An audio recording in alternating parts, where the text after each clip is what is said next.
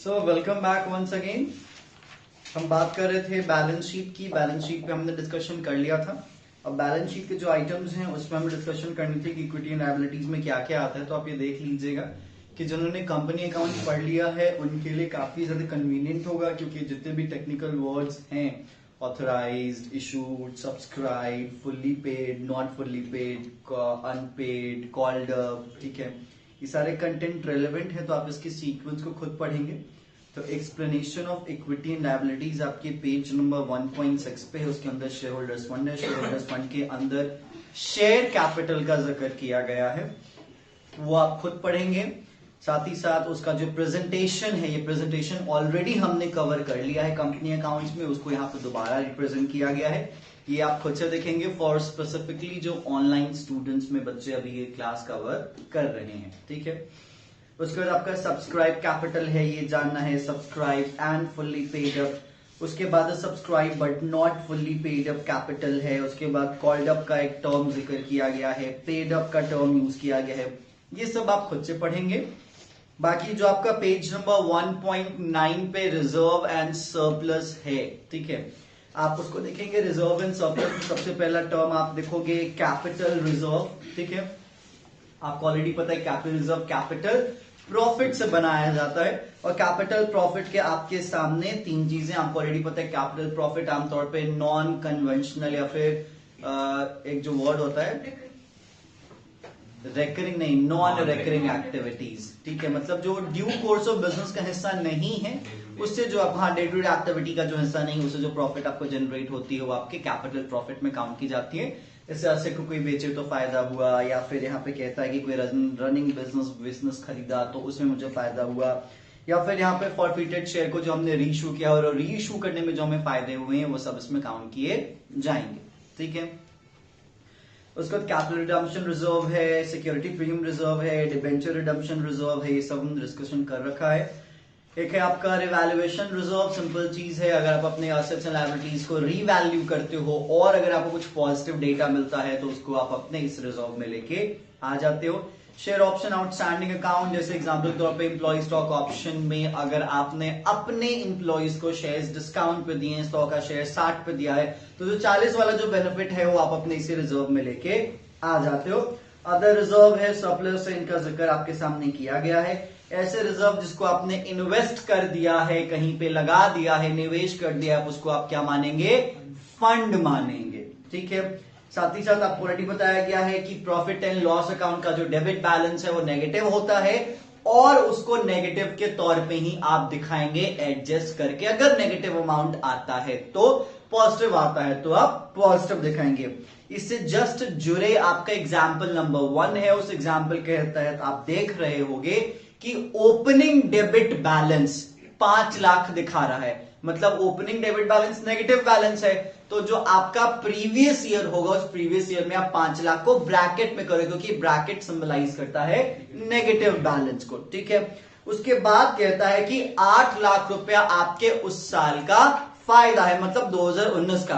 तो 2018 में हम 5 लाख नुकसान लेके आए, ठीक है, और इस साल हमें 8 लाख का फायदा हुआ, तो ओवरऑल फायदा हमें कितना हुआ? 3 लाख का, क्योंकि 8 लाख के फायदे में हम 5 लाख का नुकसान अगर एडजस्ट कर देते हैं तो बचता है हमारे पास 3 लाख का फायदा। उस 3 लाख को एज अ पॉजिटिव फिगर के तौर पे रिजर्व एंड सरप्लस में दिखाओगे। अब सोल्यूशन में जाके अगर देखते हो तो बैलेंस शीट बनाया गया है। बैलेंस शीट में इक्विटी एंड लायबिलिटीज है। इक्विटी लायबिलिटीज के अंदर शेयर होल्डर्स फंड है। शेयर होल्डर्स फंड में शेयर कैपिटल है नहीं तो हम यूज नहीं कर रहे, हमारा जो रिजर्व एंड सरप्लस है हम उसको यूज कर रहे हैं। पिछला 2018 वाला 31 मार्च 2018 का जो ओपनिंग बैलेंस है वो कि 31 मार्च 2018 एज ए क्लोजिंग है, लेकिन जो 31 मार्च 2018 में जो क्लोजिंग हुआ होगा वो आपके 2019 वाले 18-19 वाले जो फाइनेंशियल है उसके लिए क्या हो जाएगा? ओपनिंग बन जाएगा, ठीक है। तो आप यहां पे देख रहे होगे 31 मार्च 2018 में एज इसे क्या दिखाया गया है? 5 लाख नेगेटिव में। और मैंने जो आपको बताया कि उस साल आपने 8 लाख का फायदा कमाया, तो पिछला नुकसान एडजस्ट करके आपको 3 लाख का फायदा मिलता है, और उस 3 लाख को आप यहां पर दिखा रहे हो। नोट्स टू अकाउंट्स में इसका क्लियरेंस देख सकते हो, साफ साफ दिखाया गया है। सरप्लस, सरप्लस के नीचे balance in statement of profit and loss opening. Opening 5 lakh के नुकसान से होता है, और जो आपको फायदा होता है सरप्लस फॉर द पीरियड कितना है 8 लाख। तो 5 लाख नेगेटिव में से 8 लाख पॉजिटिव घटाओगे तो आपके पास बचता है 3 लाख का पॉजिटिव। उसी 3 लाख पॉजिटिव वहां पे रिजर्व एंड सरप्लस में दिखाया हुआ है फॉर द ईयर एंडेड नहीं, आपका जाएगा as at 31 March 2019। That's it, ठीक है। बाकी आपकी और कुछ भी एग्जाम्पल 2 है, आप उसको देख लीजिएगा। याद रख लीजिएगा, नेगेटिव है तो नेगेटिव में दिखाएंगे, पॉजिटिव है तो पॉजिटिव दिखाएंगे। जैसे एग्जाम्पल नंबर 2 में क्या है, एग्जाम्पल नंबर 2 में कुछ कहानी ऐसी है कि समझिएगा, पहले वाले केस में, पहले वाले एग्जाम्पल को लेके समझिएगा कि अगर मेरा ओपनिंग डेबिट बैलेंस 5 लाख था, नेगेटिव है, साल का जो सरप्लस था अगर मेरा 3 लाख होता, कितना होता 3 लाख होता, तो जहां पे मैंने 5 लाख नेगेटिव से 8 लाख पॉजिटिव घटाया है, यहां पे मैं 5 लाख नेगेटिव से 3 लाख पॉजिटिव घटाता तो मेरे पास 2 लाख नेगेटिव बचता। उस 2 लाख के नेगेटिव को हम दिखाते, यही बात थी और ये चीज आपके यहां पे दिखाई गई है। जिनको वीडियो में ये कंटेंट समझ में नहीं आया, जो मैंने बातें बताई हैं, वो एग्जाम्पल नंबर 1 एग्जाम्पल नंबर 2 को ठीक से पढ़ेंगे, समझेंगे तो आपको समझ में आ जाएगा। डाउट होगा जरूर पूछेगा। खैर वीडियो वाले तो कोई डाउट पूछते ही नहीं, कुछ लोग होते हैं तो पूछ लेते हैं, एक जैसे हर्ष आज ऑफलाइन में आ गए हैं तो वो कभी पूछे थे, बाकी एक फोन तक नहीं आया है कि सर हमें यहाँ पे डाउट हो रहा है। अब यहाँ पे मुझे अपने आप पे डाउट हो रहा है एक्चुअली कि भाई वहां पे डाउट कैसे नहीं हो रहा है। तो कृपया करके अगर कोई डाउट है तो भैया पूछ लिया करो अगर पढ़ रहे हो तो। खैर नेक्स्ट, बाकी और कुछ खास कहानी नहीं है। Money receive again share warrant आपका पेज नंबर 1.12 पे दिया हुआ है। शेयर वारंट एक तरीके की फाइनेंशियल सिक्योरिटी है, एसेट है जो लोग खरीदते हैं और स्टार्टिंग में तो पे कर देते हैं, लेकिन एक तय तारीख को उनको इक्विटी शेयर दिया जाता है। मतलब पेमेंट करोगे उस वक्त आपको शेयर नहीं दिया जाएगा, पेमेंट करने के कुछ दिनों के बाद जिस दिन तारीख रखी गई उस दिन आपको शेयर दिया जाएगा। इसी को कहा जाता है money receive again share warrant. तो जब तक शेयर नहीं दिया जाएगा तब तक ये शेयर कैपिटल में जाएगा नहीं, इसलिए इसको शेयर कैपिटल से अलग दिखाते हैं। उसके बाद आपके सामने है share application money pending allotment, जो मैंने आपको ऑलरेडी बताया है। ऐसा पैसा जो कि आपने ले तो लिया है लेकिन अलॉटमेंट का डेट फाइनेंशियल स्टेटमेंट बनने के बाद जा रहा है, वहां पे ये चीज कंटेंट के तौर पे जाएगी। बाकी आपके सामने नॉन करेंट लायबिलिटी है, तो नॉन करेंट लायबिलिटी में आपके सामने लॉन्ग टर्म बोरोइंग है, आप देख पा रहे होंगे, देख पा रहे हैं।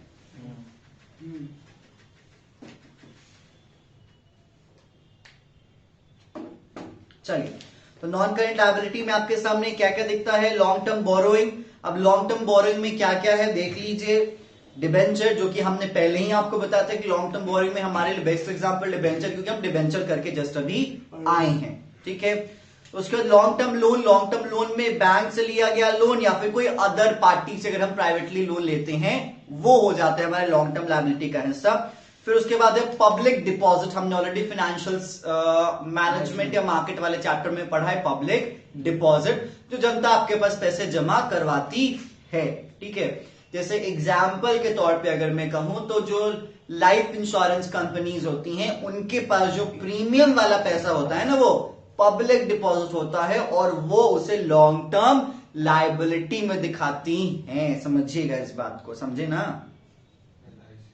LIC जो प्रीमियम लेती है या फिर जो भी इंश्योरेंस कंपनी जो प्रीमियम लेंगी, पब्लिक से ले रही है ना, पब्लिक डिपॉजिट ले रही है ना, वो इसके हिस्से में जाएगा।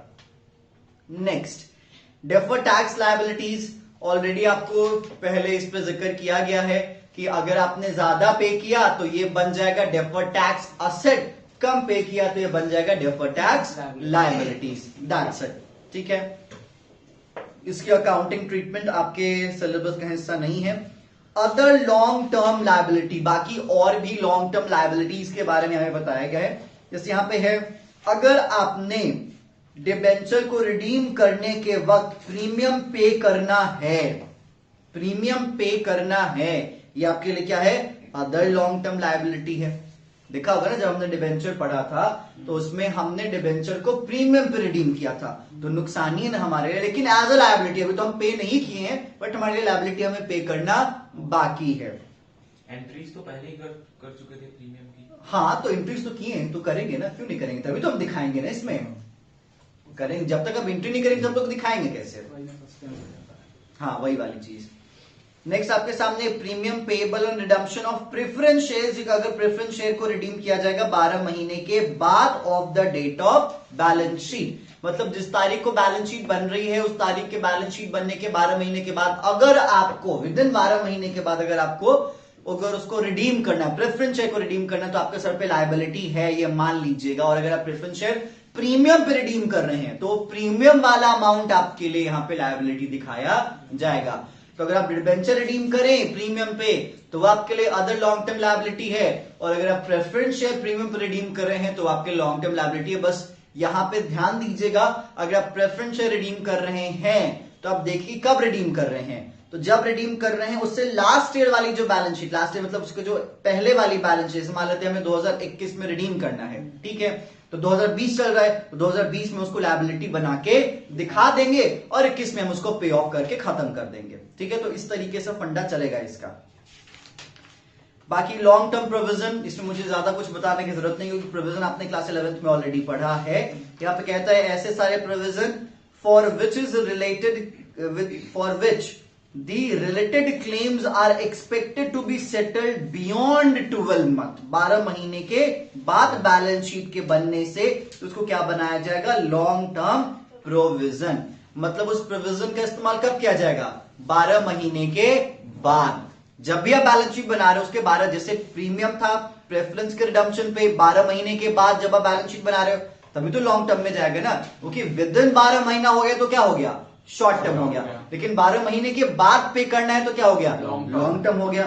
वही चीज यहां पे भी है, लॉन्ग टर्म प्रोविजन, ऐसा प्रोविजन जिसका इस्तेमाल आप बैलेंस शीट के बनने के 12 महीने के बाद करेंगे तो आपके लॉन्ग टर्म प्रोविजन में चला है। जैसे यहां पे एग्जांपल के तौर पे दे रहा है, क्या है, प्रोविजन ऑफ एम्प्लॉय बेनिफिट या फिर प्रोविजन ऑफ ग्रेच्युटी या प्रोविजन फॉर अर्न्ड लीव, मतलब ऐसी छुट्टी जिस छुट्टी पे आपका वेतन जारी है, आपका वेतन कट नहीं रहा, आपकी सैलरी कट नहीं रही, तो वो वाला सीन आपके यहां पे रखा हुआ है, ठीक है।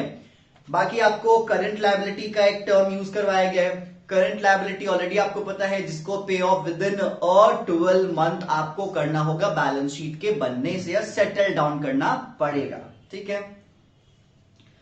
ऑपरेटिंग साइकिल हमने पहले भी पढ़ा था, यहां पे भी ऑपरेटिंग साइकिल उन्होंने चला दिया है। अब जैसे ऑपरेटिंग साइकिल पे प्रॉपर उन्होंने डिस्कशन किया है, ठीक है, कि ऑपरेटिंग साइकिल किस तरीके से यहां पे लेके चला जाएगा। चलो देख लेते हैं ऑपरेटिंग साइकिल की कहानी, आपके पेज में 1.14 पे है, ध्यान से देखिएगा। कहता है शेड्यूल 3 के अकॉर्डिंग ऑपरेटिंग साइकिल एक ऐसा समय है जहां पे आप असेट को अक्वायर कर रहे हैं, ठीक है, और आप उससे कैश इक्विवेलेंट रियलाइज करेंगे। आमतौर पे अगर देखा जाए तो नॉर्मल ऑपरेटिंग साइकिल आप आइडेंटिफाई रिजिडली नहीं कर सकते, एब्सोल्यूट टर्म में नहीं कर सकते, बट रफली आप इसको 12 महीना मान सकते हो, ठीक है। 12 महीना से कम भी हो सकता है, ऐसा नहीं है, बट 12 महीना तो जाएगा ही जाएगा, मैक्स और मैक्स अगर आप लेके चलते हो तो, क्योंकि उसी ऑपरेटिंग साइकिल का टर्म हम यूज करते हैं करंट एसेट या करंट लायबिलिटी को डिफाइन करने के लिए। जैसे यहां पे देखो कहता है एक मैन्युफैक्चरिंग कंसर्न का ऑपरेटिंग साइकिल क्या है, जिस तारीख को रॉ मटेरियल परचेस करेगा, ठीक है, और जिस तारीख को अपना सामान बेच देगा, ठीक है, वही उसके लिए क्या बन गया, ऑपरेटिंग साइकिल बन गया। तो वही चीज है कि जब आप अक्वायर करोगे और जब आप उससे रिटर्न ले लोगे, मतलब पैसा ले लोगे, कैश लोगे, कैश इक्विवेलेंट जो भी हो वो अगर आपको मिल जाएगा। जैसे फॉर एग्जाम्पल जो आपका ट्रेड रिसीवेबल है, वो क्या है, कैश इक्विवेलेंट के ही टाइप से ट्रीट किया जाएगा। तो आपने बेचा तो, लेकिन आपने उधार पे बेचा, स्टिल यहां पे ऑपरेटिंग साइकिल में काउंट हो गया, पैसा ही आना जरूरी नहीं है, ठीक है। चलो भाई, जैसे यहां पे देख लो 2 महीना, 1.5 महीना, 3 महीना प्लस 2 महीने, साढ़े 8 महीने, उसका क्या बन गया, ऑपरेटिंग साइकिल बन गया। जैसे यहां पे इन्वेंट्री लिया तो 2 महीने के लिए इन्वेंट्री रह गया, प्रोसेसिंग में उसको 1.5 महीना लग गया, और इन्वेंट्री को खत्म होते होते अगर फिनिश गुड्स वाली इन्वेंट्री की बात आती है तो वो लगभग 3 महीना हो गया। और जो क्रेडिट पीरियड मिला 2 महीने का, मतलब सामान तो बेच दिया, पेमेंट आएगा 2 महीने के बाद, तो उसका सब जोड़ जाकर पूरा समय जोड़ के जो हुआ वो क्या हो गया, उसका 8.5 महीना। क्योंकि इसका 2 महीना रॉ मटेरियल का इन्वेंट्री का टाइम स्पैन, 1.5 महीना इसका इन्वेंट्री वर्क इन प्रोग्रेस सामान बनने में लगा, उसके बाद 3 महीना जो कि फिनिश गुड्स में रहा, सामान बिका, पेमेंट गया क्रेडिट पे, तो 2 महीने के बाद पेमेंट आया, तो सबको जोड़ के वो क्या दिखाता है एज अपना ऑपरेटिंग साइकिल।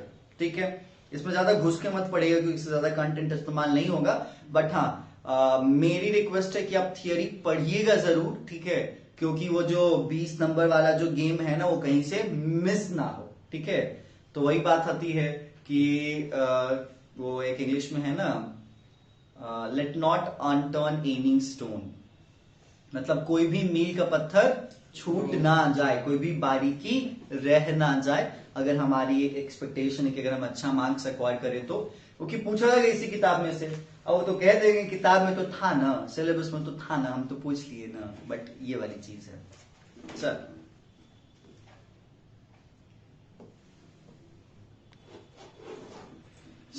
चलिए बात कर रहे थे हम ऑपरेटिंग साइकिल की, तो ऑपरेटिंग साइकिल की कुछ कुछ मैटर्स हैं जो कि हमें क्लियर कर लेने चाहिए कि ऑपरेटिंग साइकिल आप क्या मानेंगे और कैसे मानेंगे, और ये ऑपरेटिंग साइकिल ही तय करेगा कि वो मेरा करंट होगा या नॉन करंट होगा।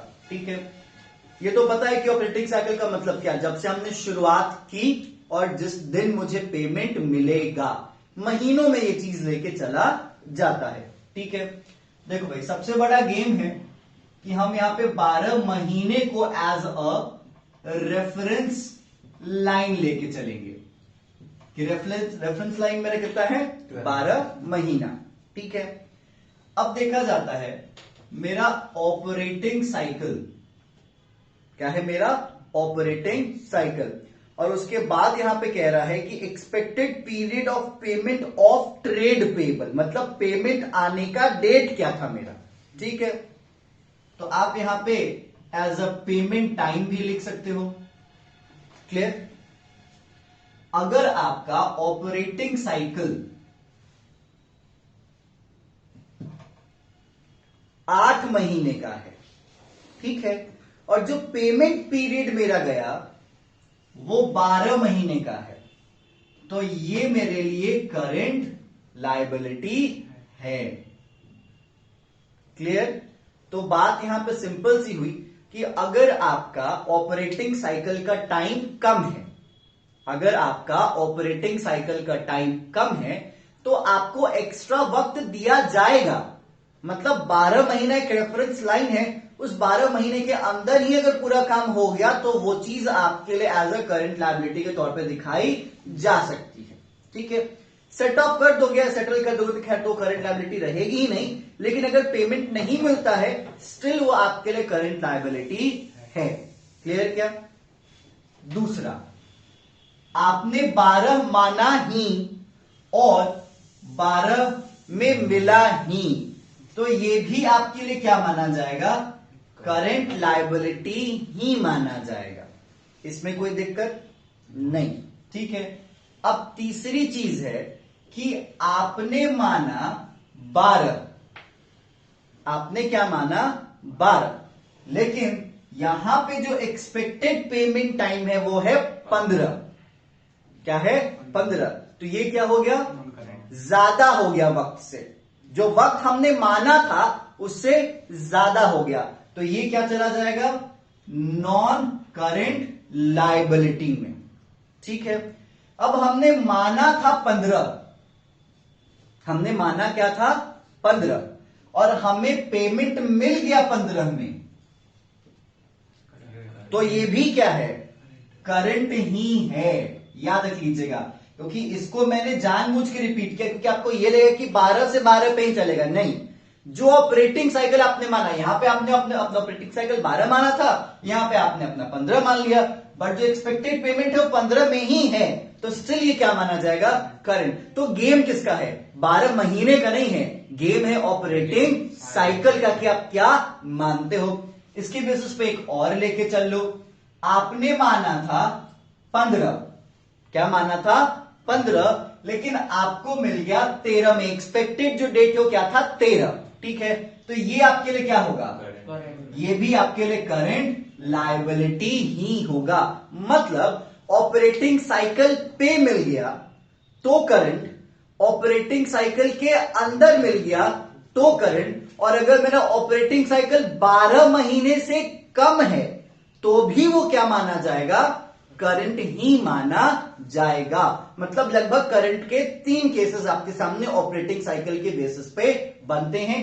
एक ये वाला केस, क्लियर, फिर 12-12 या 15-15, एक ये वाला केस, और आपका क्या हुआ, और एक ये वाला केस।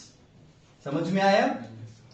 तो कम हुआ तो ज्यादा पे लेके चल लिए तो करंट, जो माना एक्सपेक्टेड पेमेंट उसी में है तो करंट, और जितना हमने ऑपरेटिंग माना उससे कम में पेमेंट मिल जा रहा है तो भी क्या है, करंट। बस अंतर यह है कि नॉन करंट तभी होगा कि जब हम माने और उससे ज्यादा में जो पेमेंट आए। एक्सेप्शन ये है, ये इसके एक्सेप्शन में वो चीज जाएगी। हमने तो यहां पे जो हम दूसरा वाला जो केस बता रहे हैं नॉन करंट के केस में, तो वो 12 से ज्यादा पे हो या 12 पे हो, तब वो केस अप्लाई होगा आपके नॉन करंट में।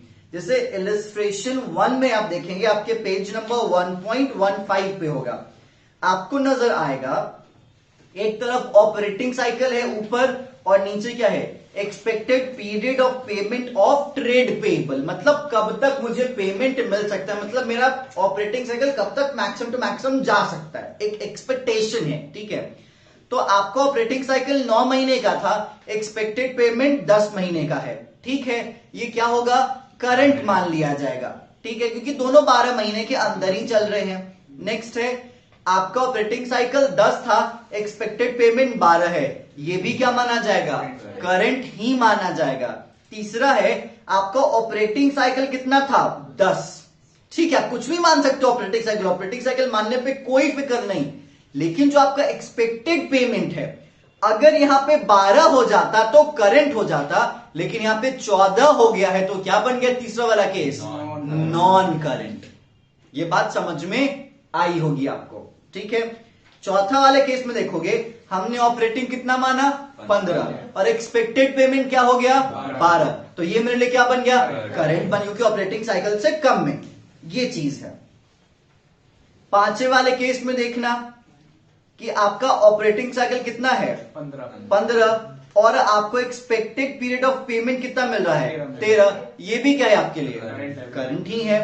फिर आप अपना चौथा देखोगे, सॉरी छठा, चौथा नहीं छठा, 6th केस देखोगे तो वो क्या दिखता है, ऑपरेटिंग साइकिल कितना है, 15 है, लेकिन एक्सपेक्टेड पेमेंट पीरियड कितना है, 18, मतलब ऑपरेटिंग साइकिल से ज्यादा, और वो भी ज्यादा 12 से ज्यादा तो चलेगा, लेकिन ज्यादा 12 तक है तो करंट, लेकिन अगर उससे ज्यादा हो गया, 12 से ज्यादा हो गया, और उस ऑपरेटिंग साइकिल से भी ज्यादा हो गया, तो क्या होगा, नॉन करंट। याद रख लीजिएगा, 2 ज्यादा, एक तो ऑपरेटिंग से ज्यादा, और ऑपरेटिंग से ज्यादा तो 12 से ज्यादा, और अगर ऑपरेटिंग आपने 12 से ज्यादा माना है तो उससे भी ज्यादा, तो कितने ज्यादा हुए,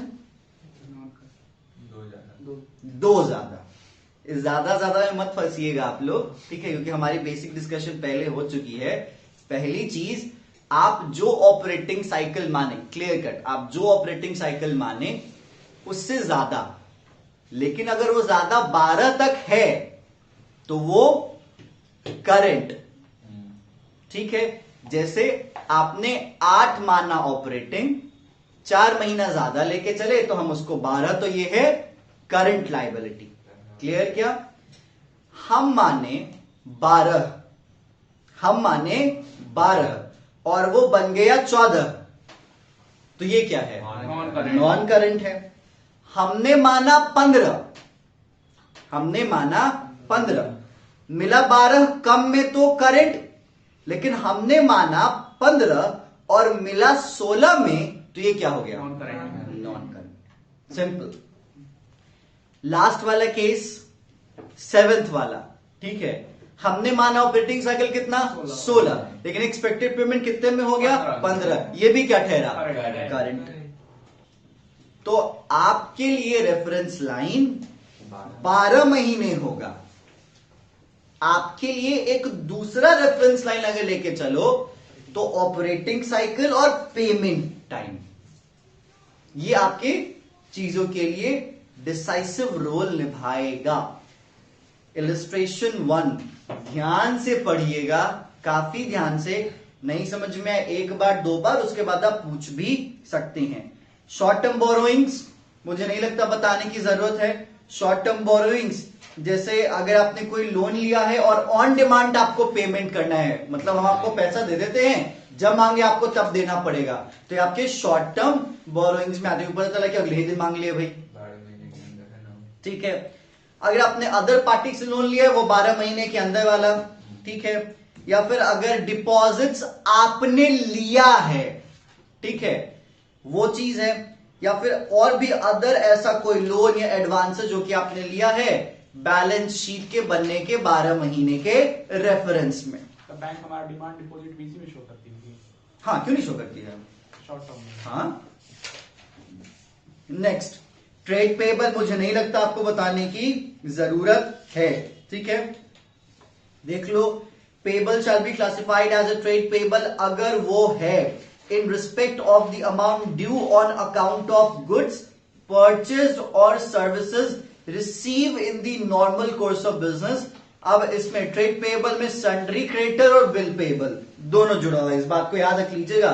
ये सारी चीजें आपके लिए स्टार मार्क करने वाले हैं कि आपके ट्रेड पेबल में क्या क्या आता है। हम बिल्स पेबल तो दिमाग से लगा लेते हैं, लेकिन जो छोटे छोटे क्रेडिटर्स होते हैं उनको भी इसी ट्रेड पेबल में हम जोड़ देते हैं, ठीक है। अदर करेंट लायबिलिटी, ऑलरेडी आपको पता है जो करंट नहीं हो क्या हो गया, अदर हो गया।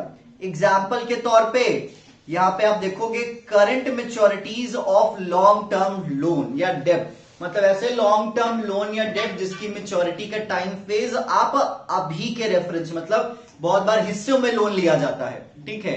तो मान लेते हैं हमने लोन लिया 20 सालों के लिए, पहला हिस्सा 1 साल के बाद, दूसरा हिस्सा 3 साल के बाद, चौथा हिस्सा 7 साल के बाद, इस तरीके से भी हिस्सों में चुकाया जाता है। इसलिए आप लिखता है करंट मैच्योरिटीज ऑफ लॉन्ग टर्म डेब्ट, क्योंकि ओवरऑल तो लॉन्ग टर्म है ना, लेकिन उसका पेमेंट तो हम टुकड़ों में कर रहे हैं, वो वाली चीज। नेक्स्ट है interest accrued but not due on borrowings. Interest accrued है, क्या है? इंटरेस्ट अक्रूड है but not due on borrowings. इसका मतलब बता सकते हो?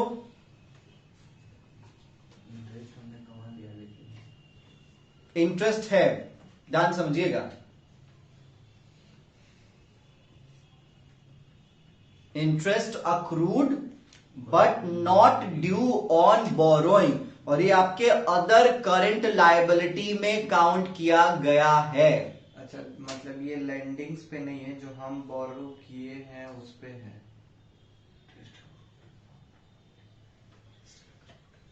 जो हम लोन एडवांस करते हैं उस पे नहीं है, जो हम खुद लेते हैं बिजनेस के लिए, जो लायबिलिटी होता है उस पे है। हाँ, ऑब्वियसली बात है, उसी पे जाएगा ना आपका। लेकिन बोरोइंग्स पे नहीं है। Interest accrued but not due on borrowings.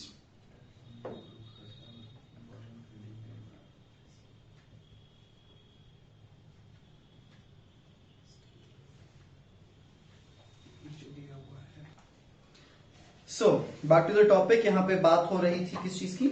Interest accrued and not due. Interest accrued but not due on borrowings, ठीक है।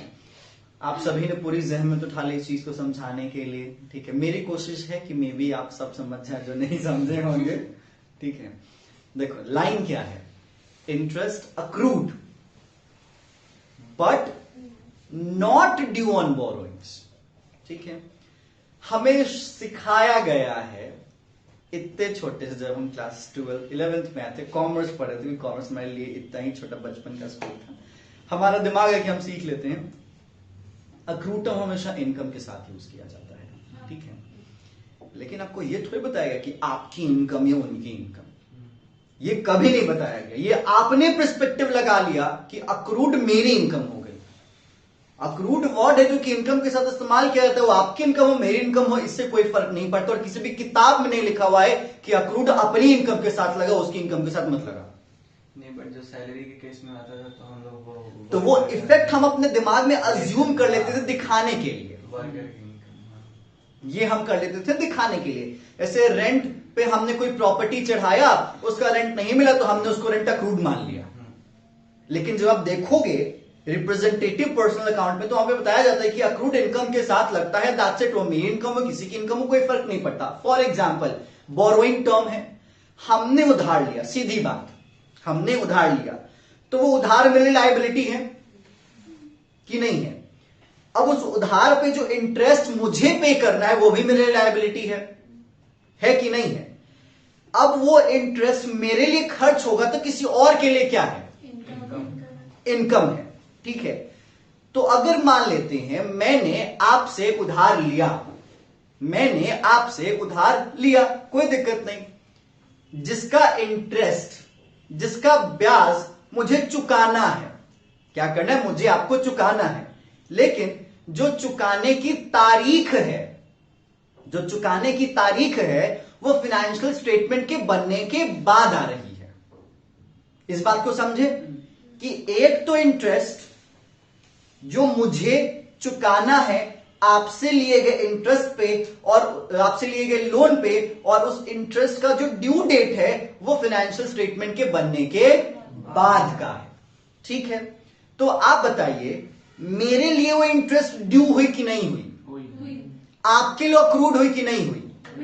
अब मैं आपके और अपने दोनों नजर से लेके चलूंगा इस चीज को। एक ऐसा इंटरेस्ट जो कि अक्रूड तो है और ड्यू लेकिन नहीं हुआ है। सर ड्यू कैसे नहीं हुआ? उसका ड्यू डेट है। क्योंकि मैं अपना फाइनेंशियल स्टेटमेंट एक तय तारीख को बना रहा हूं और ड्यू डेट उस तय तारीख के बाद है। और जब मैं ब्याज दूंगा आपको जोड़ के तो पूरा जोड़ के अंत में दिया जाता है ना। 300 अगर मंथली में आपको पे करता हूं तो 300 दिन जुड़ेगा, ठीक है। एग्जाम्पल के लिए मैं यहां पे थोड़ा सा डेटा ऐड करता हूं, समझिएगा, कंफ्यूज मत होइएगा। फाइनेंशियल स्टेटमेंट किस तारीख को बनता है जनरली बताइए? 31 मार्च को, ठीक है। हमारा और आपका हिसाब 20 से 20 चलता है, ठीक है। तो यहां पे तारीख कैसे बैठेगा आप बताइए मुझे? 20 मार्च से 20 अप्रैल, 20 मार्च से 20 अप्रैल, एक महीना ऐसे चलेगा।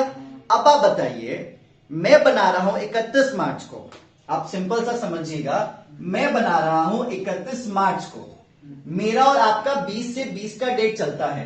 तो एक तरफ ये 20 मार्च हुआ और एक तरफ ये 20 अप्रैल हुआ। लेकिन यहां से यहां तक को देखोगे तो कितना समय होता है?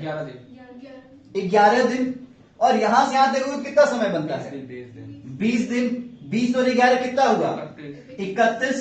इसी तारीख को तो हम पेमेंट करेंगे ना। लेकिन मैं बना रहा हूं इस वक्त, लेकिन क्या इस तारीख को मुझे आपको पेमेंट करना है? नहीं करना है। लेकिन जो इंटरेस्ट है सब जोड़ के दिया जाएगा ना। तो इस 11 दिन का आपका कमाई हो गया है, लेकिन मेरे देने का समय नहीं आया है। तो ये ऐसा इंटरेस्ट है इस टाइम का जो कि अक्रूड तो है लेकिन ड्यू नहीं है। ड्यू कब होगा? 20 अप्रैल को। आप समझे? तो ये हुआ interest accrued but not due. बस अब मान लेते हैं कि मुझे इसी तारीख को देना था, मतलब मुझे देना भी था उसी तारीख को जिस दिन मैं फाइनेंशियल स्टेटमेंट बना रहा था। तो ये क्या होता आप बताइए?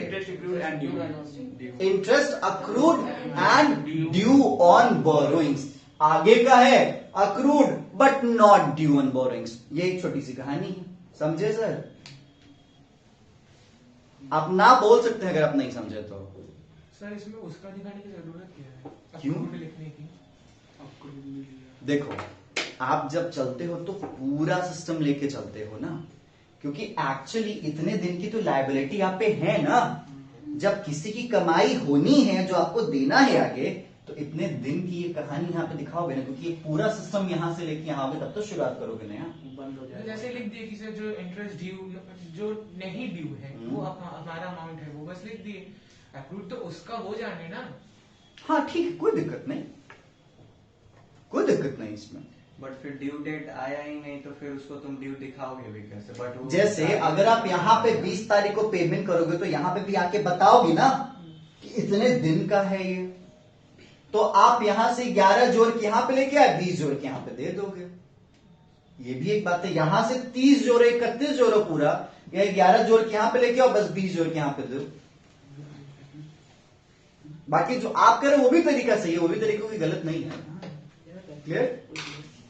चलिए, बाकी इसमें interest accrued and due on borrowing, नीचे वाला वही कंटेंट है। Income receive in advance, advance में कमाई मिलना आपके लिए लायबिलिटी ही है, वो भी करंट में जाएगा ये। अनपेड डिविडेंड, जो कि आपको देना था, आपने दिया नहीं। फिर excess application money which is due for refund, मतलब आपके पास सब्सक्रिप्शन ओवर सब्सक्राइब हो गया एक तरीके से शेयर, और आपको पैसा देना है, बट उस तारीख को आपने पैसा दिया नहीं है। ठीक है। Unpaid mature deposits and interest accrued thereon, वही बात है कि ऐसा डिपॉजिट जो कि अनपेड है और उस पे अक्रूड भी क्या हो गई है, ड्यू हो गई एक तरीके से, interest accrued thereon. Clear? Next, other payable, जैसे आउटस्टैंडिंग एक्सपेंसेस है, आपने कॉल से एडवांस किया है, नहीं सॉरी, आपको कॉल्स इन एडवांस मिला है, ठीक है, वो भी आपके लिए क्या हो जाएगा, हाँ जी, लायबिलिटी हो जाएगा आपके लिए। और या फिर यहां पे कह रहा है अनक्लेम डिविडेंड, ठीक है, मतलब डिविडेंड का ड्यू डेट तो आ गया लेकिन सामने वाले ने क्लेम नहीं किया, इसलिए आपकी लायबिलिटी, आप खुश मत होती है, ठीक है, मांगने तो देंगे नहीं, ऐसा नहीं, आप लायबिलिटी में दिखाएंगे। ठीक है। प्रोविडेंट फंड पेबल, पीएफ का पैसा एम्प्लॉय का जो कि आपको देना है, ठीक है। फिर जीएसटी पेबल, जो कि आपको जीएसटी देना है, सब आपके लिए करंट लायबिलिटीज में काउंट किया जाता है। ठीक है।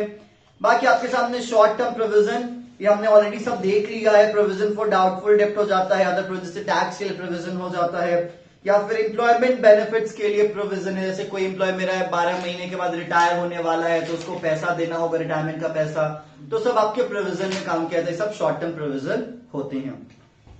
बाकी अपना इसी के साथ इलस्ट्रेशन 2, इलस्ट्रेशन 3, इलस्ट्रेशन 4, ठीक है, और इलस्ट्रेशन 5, इलस्ट्रेशन 6, इसी के साथ साथ आपका, हाँ, इतना इलस्ट्रेशन 6 देख लीजिए, इसके बाद कल आपका ये पूरा कंटेंट लगभग हो जाएगा ओवर, क्योंकि इसमें और कोई डिस्कशन नहीं है, सवाल जवाब बस आपको देना है।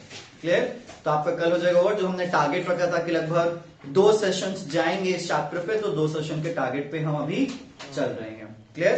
तो आप इलस्ट्रेशन नंबर 6 तक देख लीजिएगा, इसके रेलेवेंट क्वेश्चंस भी देख लीजिएगा, कोई डाउट हो तो जरूर पूछिएगा। इलस्ट्रेशन अभी देखिए आप लोग। Thank you and see you in the next session.